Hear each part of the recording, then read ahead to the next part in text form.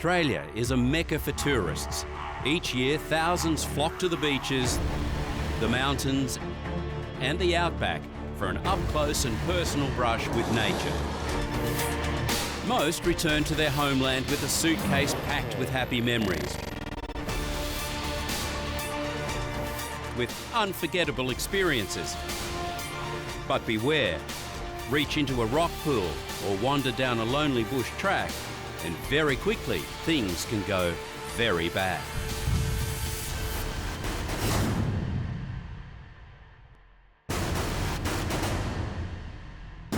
Over the next hour, discover the hidden perils of a natural wonderland.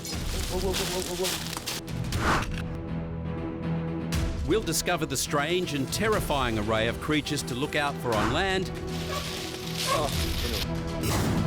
and in the oceans, and what happens to those who fail to heed the warnings.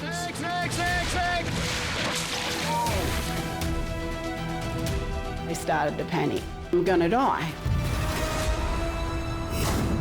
On Savage Australia, animal attacks. It's one of life's true pleasures to swim through clear, warm, tropical waters, to laze amongst the myriad of life and dazzling colour of beaches and reefs. But these areas can be just as dangerous as swimming in the wide open ocean. You may think sharks are the only thing to be worried about, but up here, they might be the least of your concerns. Beautiful tropical waters, we love it, but so do the animals because it's the right habitat for them. The dangers along Australia's reefs and coastlines can often be beautiful, mesmerising, and potentially deadly. Often referred to as the most venomous creature on the planet, the biggest and nastiest version of the box jellyfish carries toxins that attack the heart, nervous system and skin cells. Box jellyfish, they're deadly. They're considered the most deadly marine animal that's out there.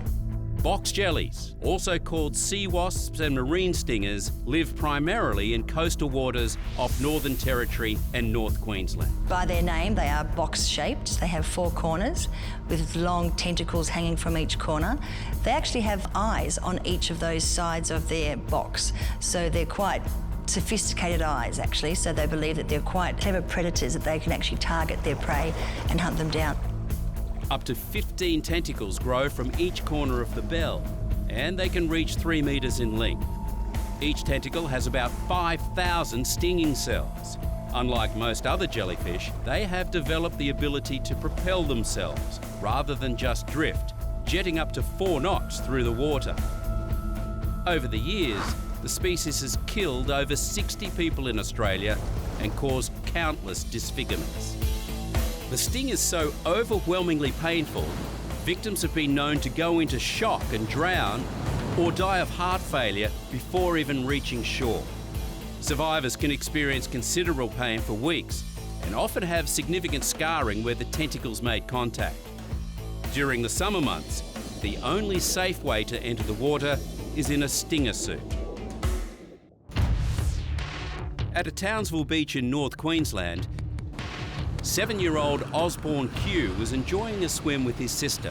Suddenly, Osborne felt a sting and started screaming in pain. His sister dragged him to shore, where a frantic fight to save his life began. Off-duty nurse Kim Riley happened to be walking her dog when suddenly all her skills were called upon as she battled to keep young Osborne alive. I've done CPR before. I've had good outcomes and had bad outcomes. And this was one time I just did not want a bad outcome. I thought, just breathe, please. She brought him back to life, not once, but twice. Osborne recovered, although with painful wounds to show for it. If it wasn't for her, I'd never be alive. We're so thankful. Like, words cannot express how thankful we are. These are the unbelievable injuries inflicted on a young Rachel Shardlow after being nearly fatally stung while swimming in the Calliope River near Gladstone. Said she couldn't see, and then she said, "Am I going to die?" and then she said, I can't breathe, and fell unconscious on the ground. The doctors called it a genuine miracle that Rachel is alive. They had never seen anyone survive such horrific injuries. I won't even go swimming at the beach, just in pools. And these predators are found as far south as Stradbroke Island, which is where 15-year-old Michelle Carcless was severely stung. That's how my hand got like that. Just lost my breath. Couldn't breathe to me. I thought I was going to die or something.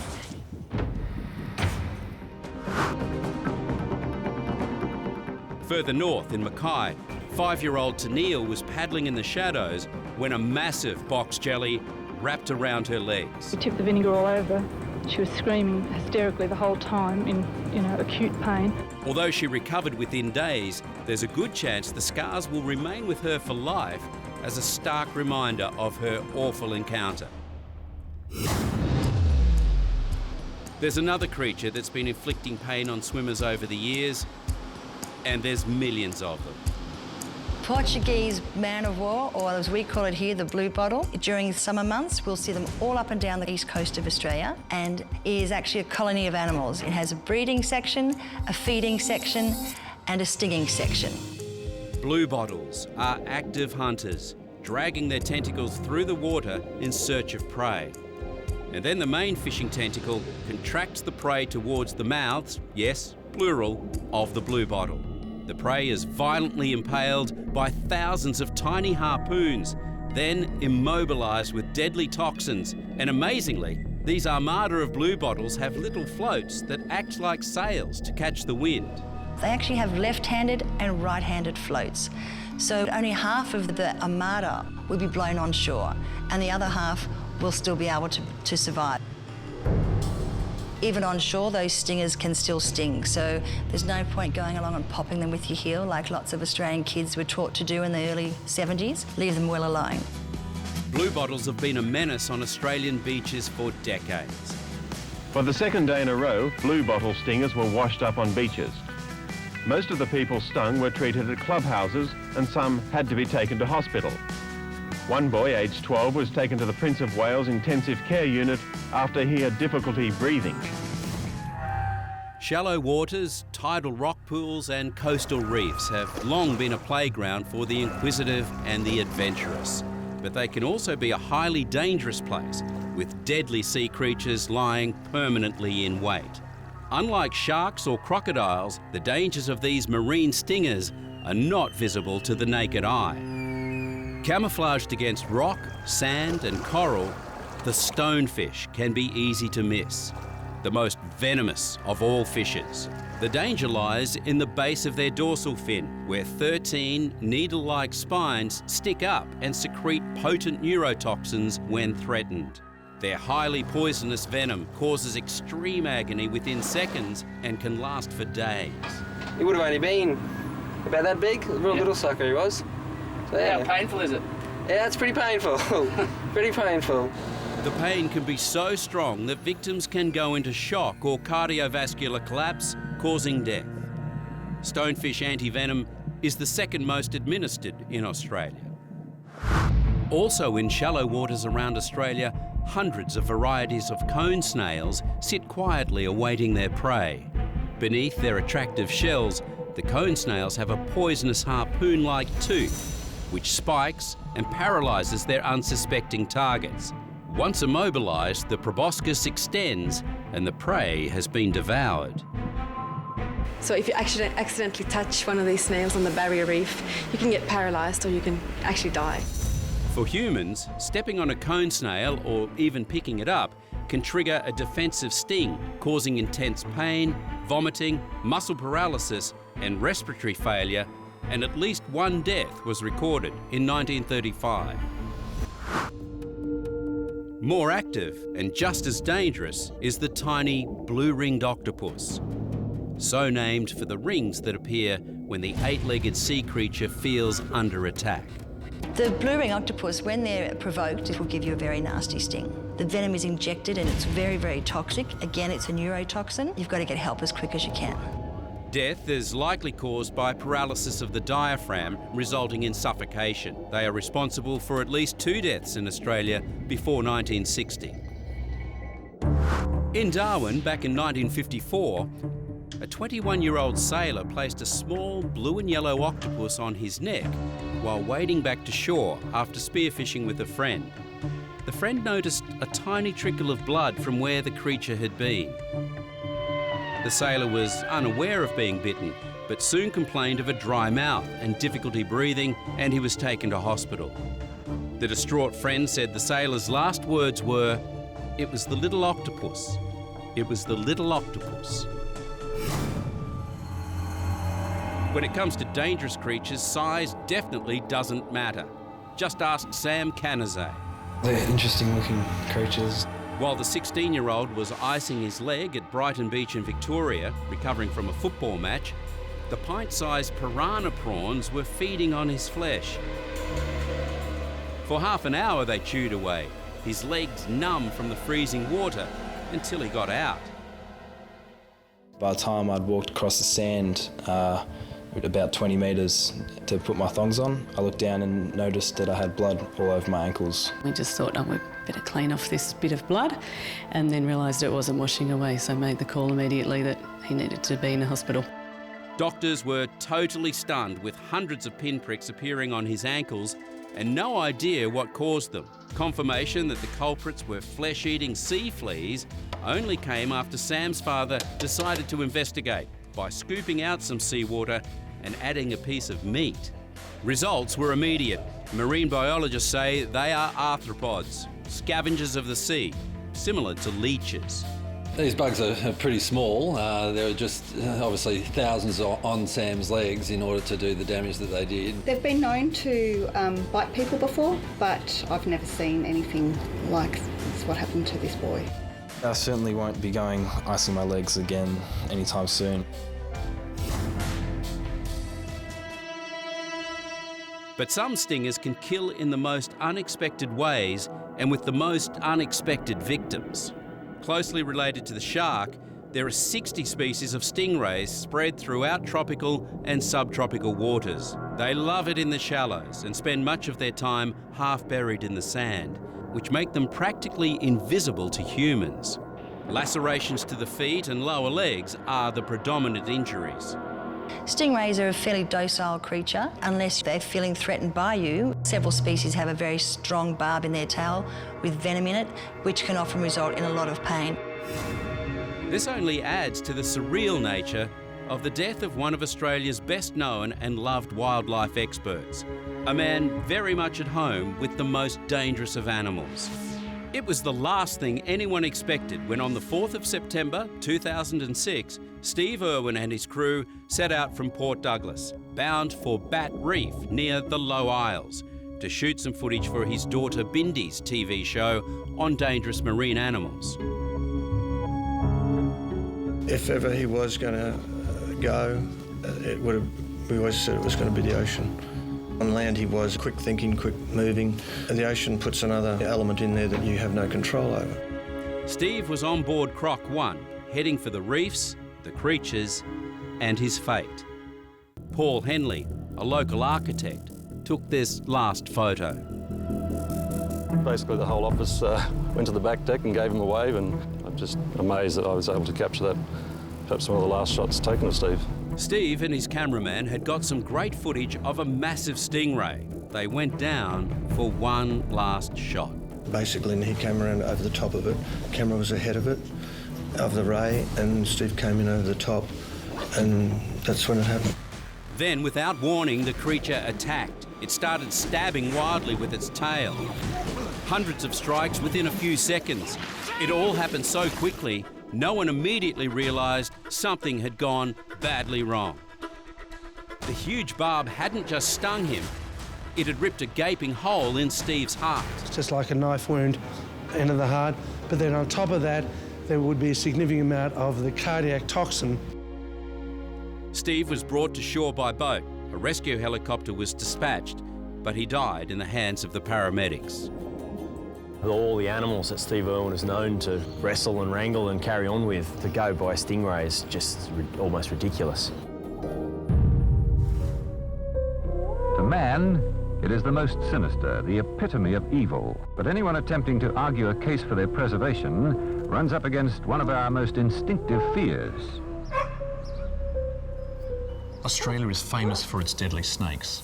Approximately 20 of them are the most venomous snakes in the world. So we're doing really well on an international level.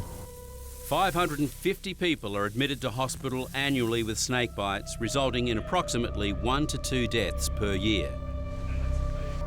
You would expect that most snake bites would happen out in the bush. Actually, a lot of snake bites from venomous snakes happen inside the home. Like this red-bellied black snake found in a wardrobe, or these carpet pythons discovered mating in a city roof.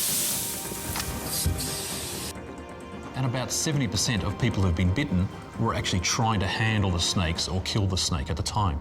Oh, hey fella. Watch out. These Brisbane snake wranglers are kept busy as the temperatures soar. A juvenile red-bellied black snake was found next to a busy bike path. And we got a result. We've done a lot out of the CBD here, but yeah, not many people know they are here. In just one day, this team bagged 9 deadly eastern brown snakes and 4 red-bellied black snakes. It's okay, darling. Settle down. Right near major playgrounds and tourist spots in the CBD. Fast-moving, aggressive and known for their bad temper, eastern brown snakes, together with other browns, are responsible for more deaths every year in Australia than any other group of snakes. The brown snake is the second most venomous snake in the world. They thrive in populated areas. This 1-metre eastern brown male was caught in a suburban garden net that wildlife surfacers carefully extracted. And weirdly, there are even beach-loving browns. One bite's enough to kill 7 men. Well, we just came back from a swim, came back to dry ourselves, and there's a few snakes. Came about that close to me.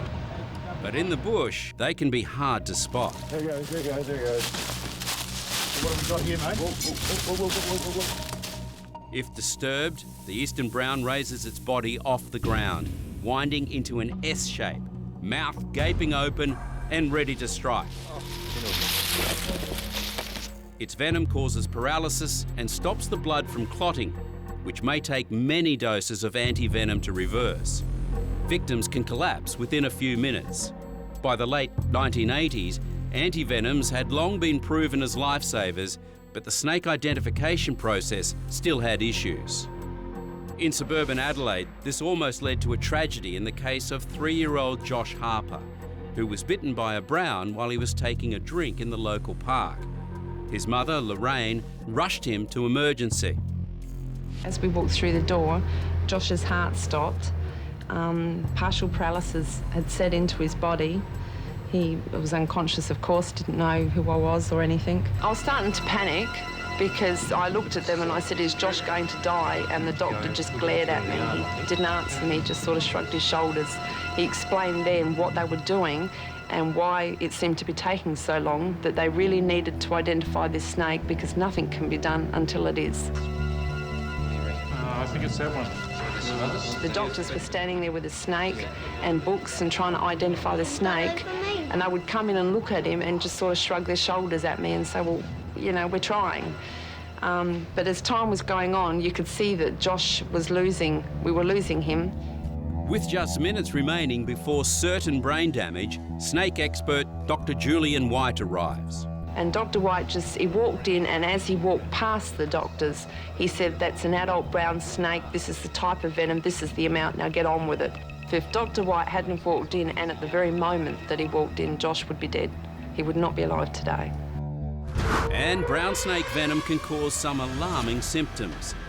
Safety Bay is a pretty coastal suburb of Perth, Western Australia, and home to Janine Taylor, who's also lucky to be alive. She looks like this because of a snake bite, but she wasn't bitten on her face. She was bitten on her foot. Horrifically scared. I didn't know what had happened. I didn't put it to the sting on the toe. It happened outside her local bowling club. Felt like a sharp prick.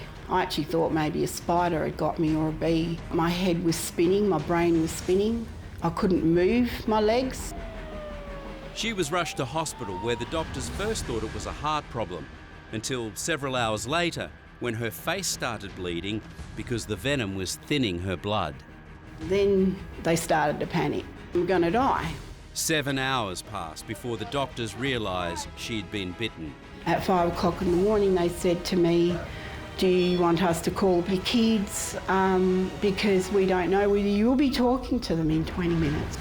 Doctors took a punt on the type of snake, giving her antivenom for a brown snake. People have died, you know, irrespective of antivenom, they die. But Janine pulled through and doctors couldn't believe it. Quite dramatic signs of active bleeding into the soft tissues suggests that she was very lucky to survive. If you think that's a lucky escape, how about this? In Alice Springs in 1994, Carol Matthews was just back at work after a kidney operation when things took a bizarre turn. Felt the first prick and didn't think anything of it and just kept looking. But when she felt a second prick, it made her look down. She couldn't believe what she saw. A snake suspended in a spider web. It wasn't just any web, it was home to a redback spider, and the snake was a deadly brown. She was rushed to hospital where there were doubts about her story. Well, I don't think they believed us until Mum walked in with the jar with both of them in it. Doctors say it's a miracle she survived.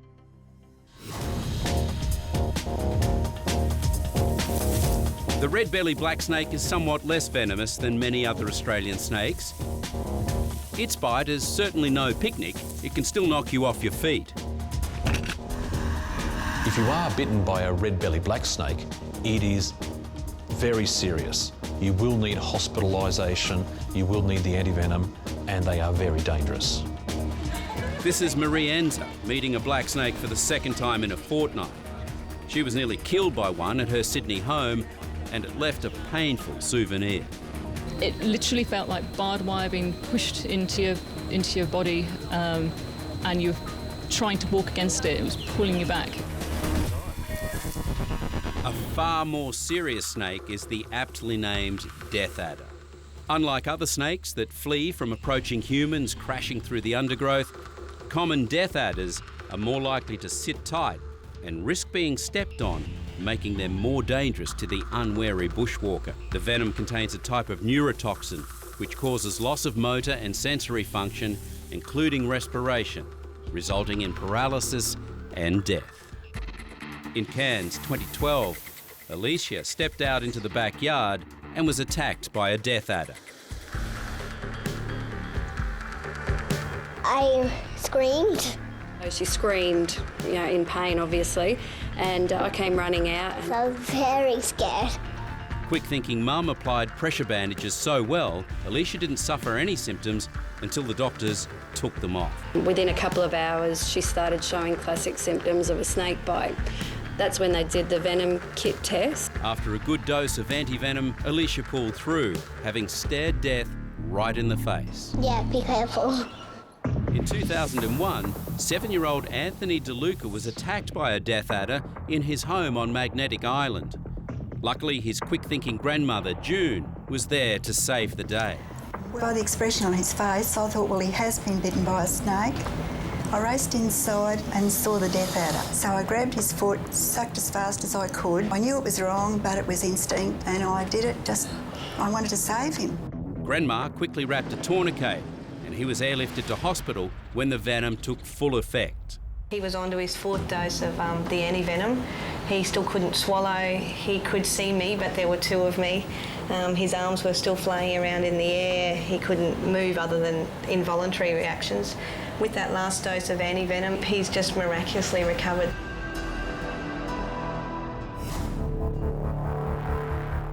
This is the coastal taipan. You don't want to make an enemy out of one of these guys. Extremely nervous and alert, they put up a ferocious defence when surprised or cornered, freezing before hurling their lightweight body forward to inflict several lightning-fast snapping bites. The taipan is one of Australia's unique species of wildlife, and certainly its most deadly. Before the introduction of an antivenom in 1956, taipan bites caused many human deaths. A snake of this size to kill something like 23,500 laboratory mice. It's one of the most potent venoms in the world. The venom affects the nervous system and the blood with nausea, convulsions, internal bleeding, destruction of the muscles and kidney damage. In severe cases, death can occur in just 30 minutes. The coastal taipan has up to 1 centimetre long fangs. They can grow to 9 foot long and they have the third most powerful toxin. And they're a fairly serious snake when it comes to defending themselves. So they're pretty deadly, yeah. Meet Eli Campbell, the toddler who in September 2016 had Australia holding its breath.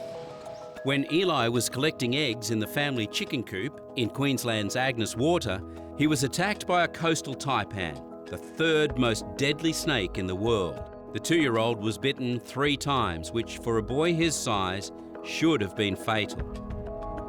Within seconds I hear, ow, ow, ow. I could see the snake. It was, probably pushing 2 meters long. Knew right away this is very serious. Ears were starting to kind of go bluey purple, losing his colour, losing kind of consciousness quite quickly.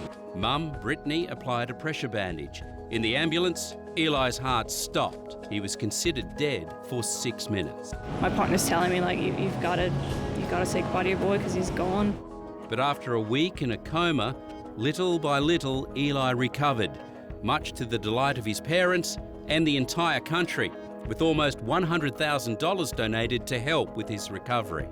Sadly, he will have to live with some long-term health issues, but the fact that he's still with us is truly a miracle.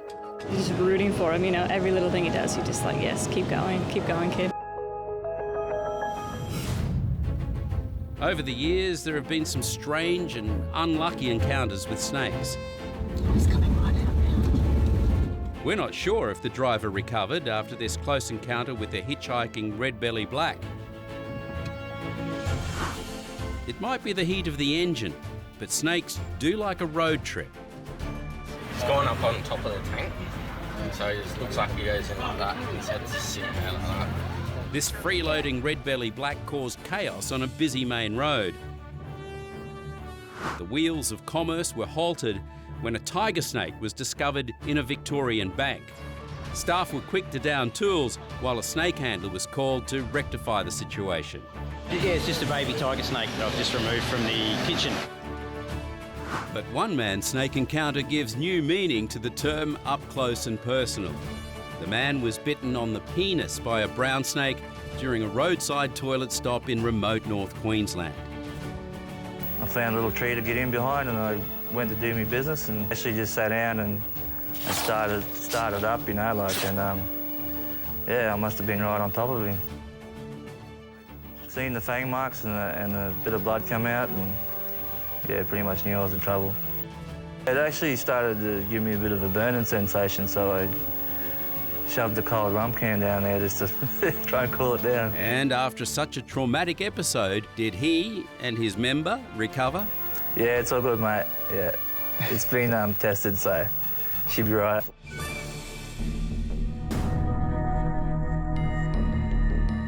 It's estimated that there are 10,000 species of arachnids or spiders in Australia, although only around 3,000 have been identified. Incredibly, considering their reputation, less than 50 are harmful to humans, but we wouldn't recommend getting this familiar, as the dangerous ones are very, very dangerous. Sydney, Australia. A city of over 5 million people. This suburban sprawl grows every year into bush and grasslands, pushing wildlife much closer to home.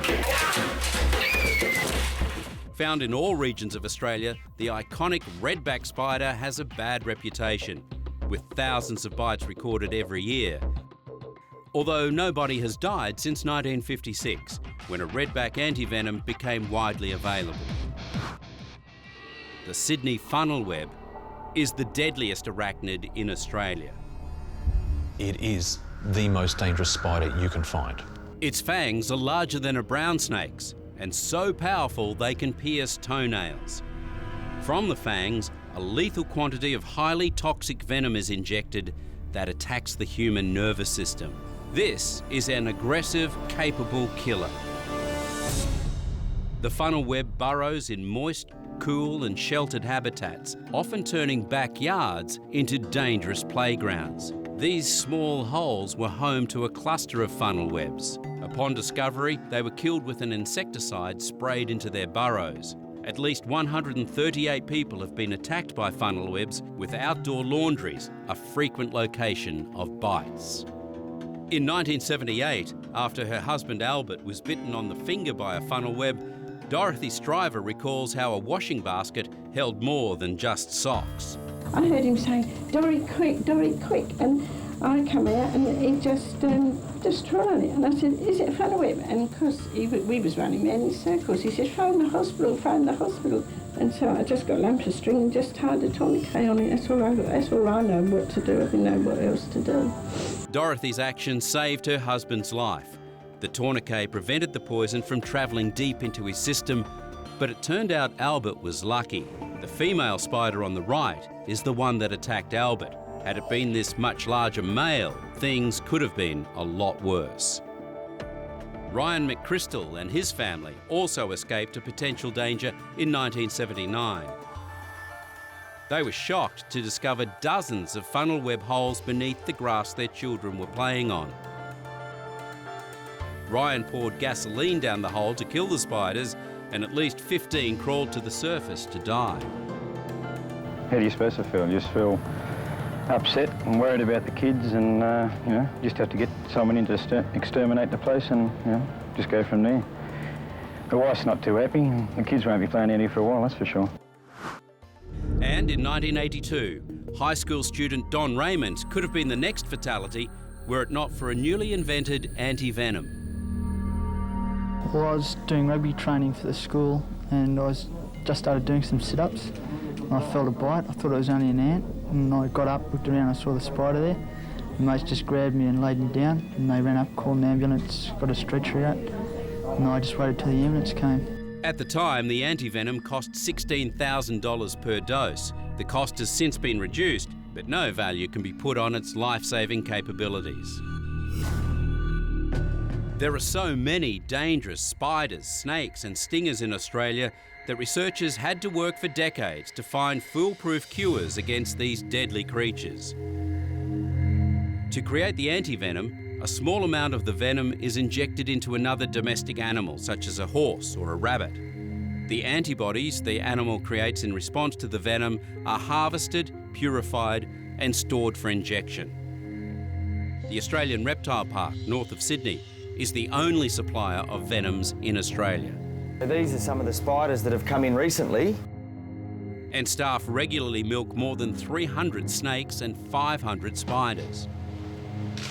Oh, look at that. Huge squirt. This isn't the antivenom, this is snake venom. So this is what's sent away. They process this and turn it into antivenin to save lives.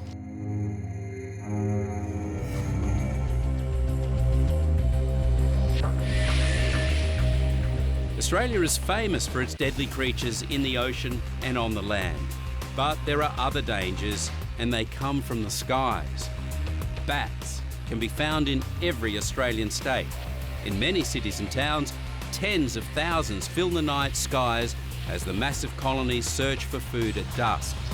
But some bats and flying foxes now carry the deadly Lyssavirus, Australia's rabies.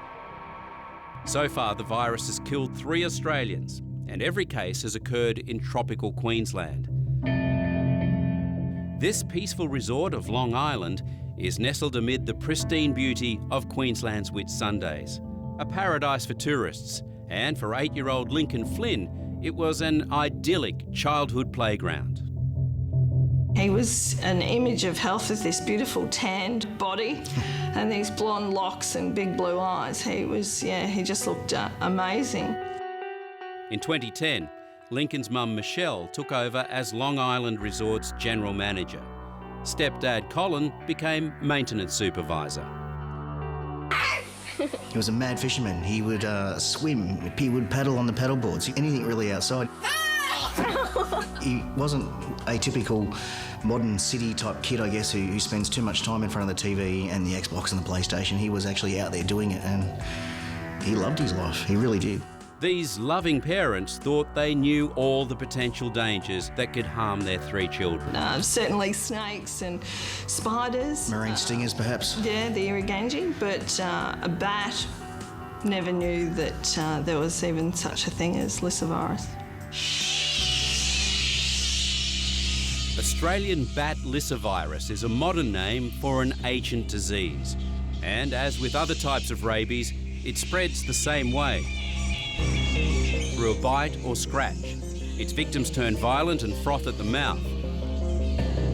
And when the Lyssavirus struck Lincoln Flynn on Australia Day in 2013, he displayed another classic rabies symptom.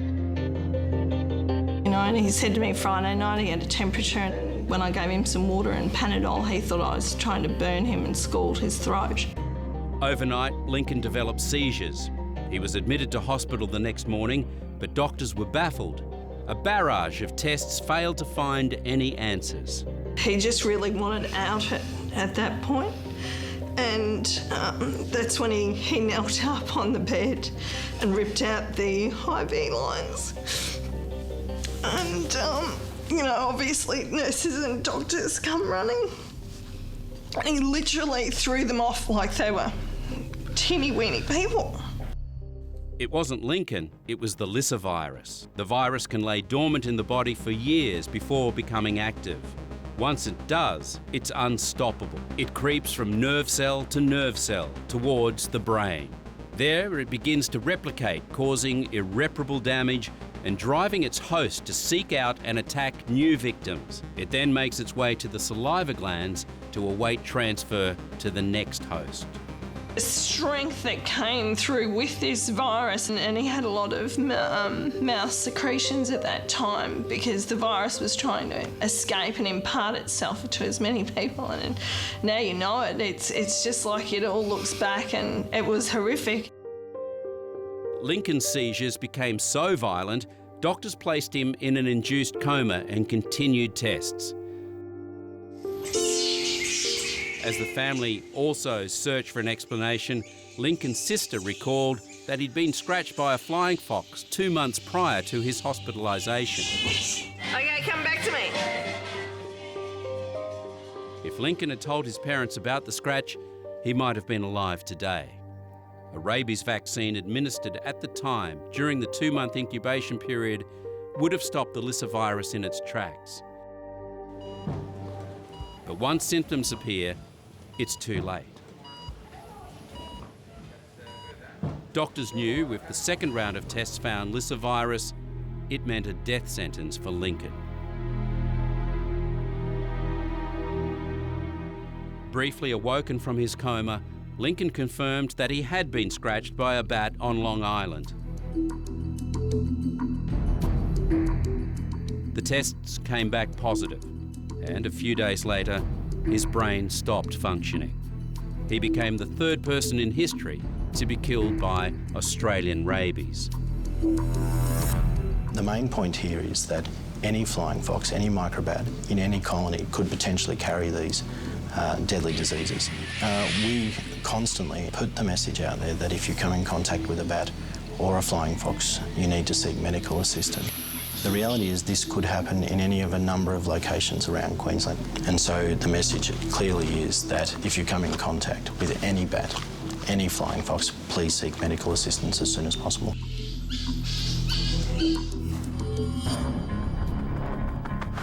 Right across Australia, it pays to look out for attacks from the air. A survey has revealed that 90% of Australian men and 75% of women have been attacked by magpies. This amazing native bird is highly intelligent with very complex social behaviour.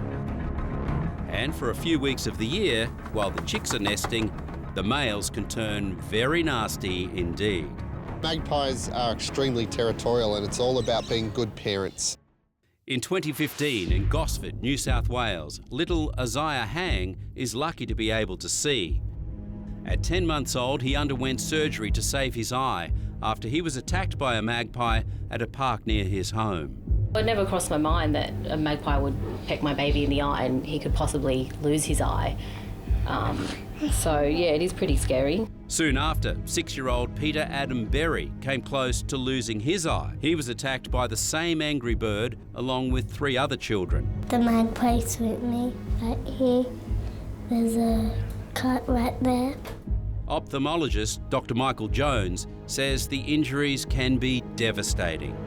We've had cases where people have had to unfortunately have an eye removed, but the sight can be damaged, and when you're damaging the central part of your eye, you can lose your vision to the point of being legally blind. 4-year-old Seth McGuinness was tragically one of those cases. He was attacked and left blind in one eye.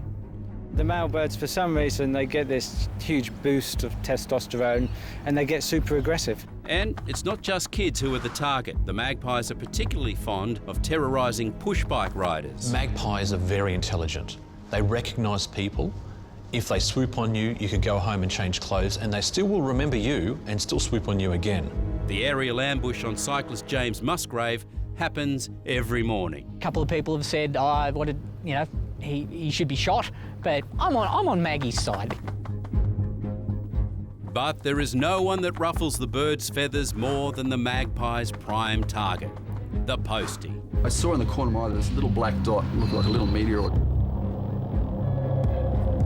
Just wings back. It was just like doing this massive dive bomb. For years, Australian post workers have been attacked from the skies by these territorial troublemakers. But now the posties are hitting back with a battle plan. If they're going to hit you, they'll hit the helmet at the back, keep your bike under control. So we just need you to be careful and vigilant out there. Posties are being briefed on defensive techniques before donning their armoury and rolling out. The defence methods against the Maggie are many and varied, including eyes in the back of the head and scary masks. But do they work? From my experience, no. Australia's most deadly insect is found right across the country, from the outback to the densely populated cities. On the Sydney railway line, a swarm of bees began building their nests on the tracks. As rush hour approached, passengers were guided away from the active bees, disturbed by passing trains. Bee experts tried smoking the bees to calm them, but they simply moved onto the next platform. It is this instinctive capacity to move as one that makes bees so dangerous. The sting of one bee, if disturbed or swatted, injects venom into the victim and also releases alarm pheromones that signal the hive to attack. Of the whole list of animals that are dangerous to Australians, the 2 top animals that kill people are horses and bees. Everybody is surprised by this. The bees in particular sting people, we know this, and people die from anaphylactic shock. It's the toxins in their venom that stop the heart beating and people die from that situation. The sting of the honeybee can cause anaphylaxis in roughly 3% of the population, with at least 25 deaths recorded in Australia since the year 2000, and on average is responsible for 2 deaths every year.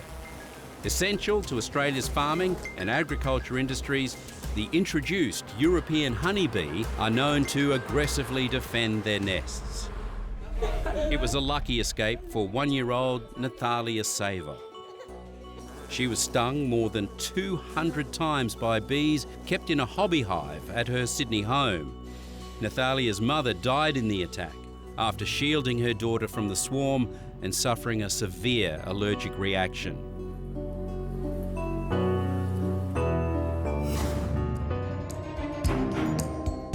Australia has dangerous animals everywhere. They've got stingers in the ocean, we've got things that can bite you and eat you, and we've got snakes and spiders. When travelling in Australia, the risk of encountering a dangerous animal is real, but mitigating that risk is the key. There's some beautiful creatures, deadly but beautiful. Leave them alone, they'll leave you alone, but come and enjoy the beautiful, amazing animals that we have here in this country.